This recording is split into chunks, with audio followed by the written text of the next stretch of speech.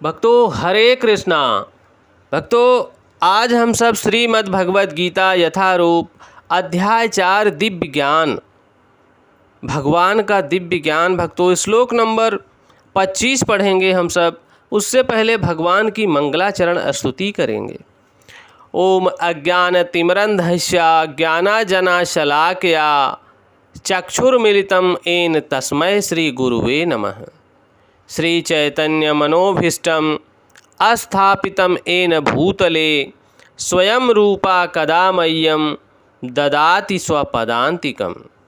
वन्देहं श्री गुरुः श्रीयुतपदकमलं श्री गुरून् वैष्णवश्च श्री रूपं साग्रजातं सहगण रघुनाथ वन्दितं तं सजीवं साद्वैतं सावधूतं परिजन सहितं कृष्ण चैतन्य देवं श्री राधा कृष्ण पदान सहगण ललिता श्री विशाखान्वितांश्च। हे कृष्ण करुणा सिंधु दीनबंधो जगतपते गोपेश गोपिकाकांत राधाकांत नमोस्तुते। तप्त कांचन गौरांगी राधा वृंदावनेश्वरी वृषभान सुते देवी प्रणमामि हरिप्रिये। वाञ्छाकल्पतरुभ्यश्च कृपा सिंधुभ्येव एव च पतितानां पावनेभ्यो वैष्णवेभ्यो नमो नमः। जय श्री कृष्ण चैतन्य प्रभु नित्यानंद श्री अद्वैत गदाधर श्री वशादि गौर भक्त वृंद। नमः ओम विष्णुपादाय कृष्ण पृष्ठाय भूतले श्रीमते भक्ति वेदांत स्वामिन इति नामिने। नमस्ते सरस्वती देवी गौरवाणी प्रचारिणे निर्विशेष शून्यवादी पाश्चात देश तारिणे। हरे कृष्णा कृष्ण कृष्णा हरे हरे हरे रामा राम राम हरे हरे। हरे कृष्णा कृष्ण कृष्णा हरे हरे हरे रामा राम राम हरे हरे। भक्तों यहाँ भगवान बोल रहे हैं अर्जुन को, कृपया ध्यान देना। दैवमेव परे यज्ञं योगिनाः पर्युपासते ब्रह्माग्राव परे यज्ञं यज्ञे नैव पूज्यन्ति। कुछ योगी विभिन्न प्रकार के यज्ञों के द्वारा देवताओं की भली भांति पूजा करते हैं और कुछ पर ब्रह्म रूपी अग्नि में आहुति डालते हैं। भक्तों यहाँ ध्यान देना कि भगवान बोल रहे हैं कुछ योगी विभिन्न प्रकार के यज्ञों के द्वारा देवताओं को प्रसन्न करते हैं और कुछ पर ब्रह्म रूपी अग्नि में आहुति डालते हैं। लेकिन जो व्यक्ति कृष्ण भावना भावित होकर अपना कर्म करने में लीन रहता है वह पूर्ण योगी है। किंतु ऐसे भी मनुष्य हैं जो देवताओं की पूजा करने के लिए यज्ञ करते हैं और कुछ पर ब्रह्म या परमेश्वर के निराकार रूप के यज्ञ करते हैं। इस यज्ञ की अनेक कोटियां हैं, अनेक प्रकार के यज्ञ हैं। विभिन्न यज्ञकर्ताओं द्वारा संपन्न यज्ञ की ये कोटियां केवल ब्रह्म की वर्गीकरण है। वस्तुतः यज्ञ का अर्थ है भगवान विष्णु को प्रसन्न करना। भगवान विष्णु को यज्ञ भी कहते हैं। भगवान विष्णु का एक नाम यज्ञ भी है। विभिन्न प्रकार के यज्ञों को दो श्रेणियों में रखा जा सकता है। सांसारिक द्रव्यों के लिए यज्ञ द्रव्य यज्ञ कहलाता है तथा दिव्य यज्ञ के लिए किए गए यज्ञ ज्ञान यज्ञ कहलाता है।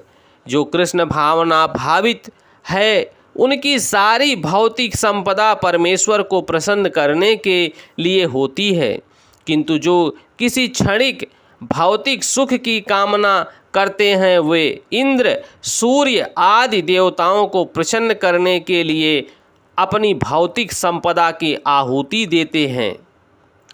किंतु अन्य लोग जो निर्विशेषवादी हैं वे निराकार ब्रह्म में अपने स्वयं को स्वाहा कर देते हैं। देवतागण ऐसी शक्तिमान जीव आत्माएं हैं जिन्हें ब्रह्मांड को ऊष्मा प्रदान करने, जल देने अथवा प्रकाशित करने जैसे भौतिक कार्यों की देखरेख के लिए परमेश्वर ने नियुक्त किया है। परमपिता परमेश्वर ने इनको शक्तियाँ देकर इनको कार्य करने की अनुमति दी है कि अपने अपने समय पर आप कार्य करो। जो लोग भौतिक लाभ चाहते हैं वे वैदिक अनुष्ठानों के अनुसार विविध देवताओं की पूजा करते हैं, क्योंकि देवता भी सारा यज्ञ का भोग भगवान को अर्पित करते हैं। बिना भगवान की अनुमति से देवता कुछ नहीं दे सकते। ऐसे लोग ब्रह्मर ईश्वरवादी कहलाते हैं। किंतु जो लोग परम सत्य के निर्गुण स्वरूप की पूजा करते हैं, अर्थात परमपिता परमेश्वर भगवान श्री कृष्ण राधा रानी की पूजा करते हैं और वो देवताओं के स्वरूपों को अनित्य मानते हैं, वे ब्रह्मा की अग्नि में अपने आप की ही आहुति दे देते हैं और इस प्रकार ब्रह्मा के अस्तित्व में अपने अस्तित्व को समाप्त कर देते हैं। ऐसे निर्विशेषवादी परमेश्वर की दिव्य प्रकृति को समझने के लिए दार्शनिक चिंतन में अपना सारा समय लगाते हैं। दूसरे शब्दों में कहा जाए, सकाम कर्मी भौतिक सुख के लिए अपनी भौतिक संपत्ति का यजन करते हैं, किंतु निर्विशेषवादी पर ब्रह्म में लीन होने के लिए अपनी भौतिक उपाधियों का यजन करते हैं। भक्तों, यहीं पर फर्क देखना है कि जो भगवान के भक्त हैं अपनी सारी संपत्ति, जो भौतिक संपत्ति है जो उनको मिला है भोग करने के लिए, वो भगवान की संतुष्टि में खर्च करते हैं, भगवान की पूजा याचना में खर्च करते हैं। लेकिन जो निर्विशेषवादी हैं वो ब्रह्म में लीन होने के लिए भौतिक उपाधियों का यजन करते हैं। निर्विशेषवादी के लिए यज्ञ अग्नि ही परमेश्वर पर ब्रह्म है, जिसमें आत्मस्वरूप का विलय ही आहुति है। किंतु अर्जुन जैसा कृष्ण भावना भावित व्यक्ति भगवान श्री कृष्ण को प्रसन्न करने के लिए सर्वस्व अर्पित कर देता है। इस तरह उसकी सारी भौतिक संपत्ति के साथ साथ आत्मस्वरूप भी कृष्ण के लिए अर्पित हो जाता है। ऐसा ही हम सबको करना है भक्तों। जिस प्रकार अर्जुन भगवान के मित्र सखा रूप में, उनके प्रेम रूप में प्राप्त हुए, इसी प्रकार से हम सबको अपनी भक्ति करनी है। सब कुछ अपने आत्म स्वरूप को भी भगवान को अर्पित करना कि प्रभु सब कुछ, मेरे शरीर का अंग अंग सब आपका है, आत्मा भी आपकी है, हम कुछ नहीं हैं, आपके बिना हम कुछ नहीं हैं। वह परम योगी है किंतु उसका पृथक स्वरूप नष्ट नहीं होता। ऐसा भक्त वह परम योगी है किंतु उसका पृथक स्वरूप कभी नष्ट नहीं होता। भक्तों, इसी प्रकार से भगवान के नाम का स्मरण करते हुए हमें प्रत्येक कार्य करना है। हरे कृष्णा कृष्ण कृष्णा हरे हरे, हरे रामा राम रामा हरे हरे, हरे कृष्णा कृष्ण कृष्णा हरे हरे, हरे रामा राम रामा हरे हरे।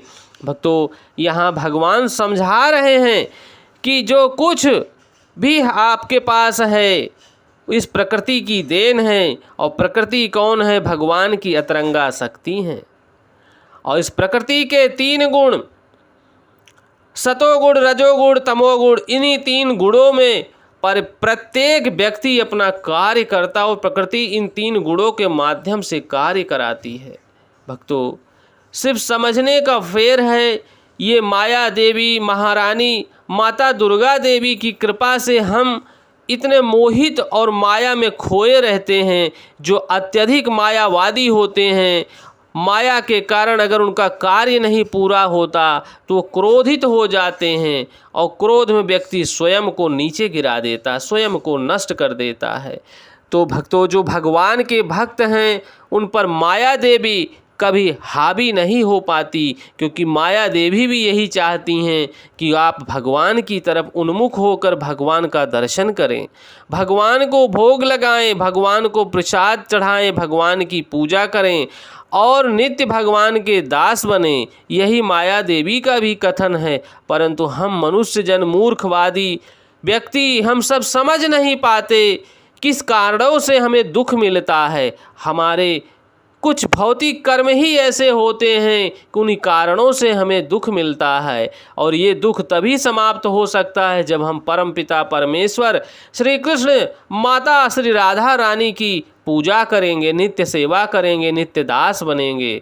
भक्तों, ये भगवत वाणी आप सबको अच्छी लग रही है तो और भक्तों तक और मनुष्यों तक पहुंचाने की कृपा करें, ताकि प्रभु के साथ जुड़कर उनका भी कल्याण हो सके।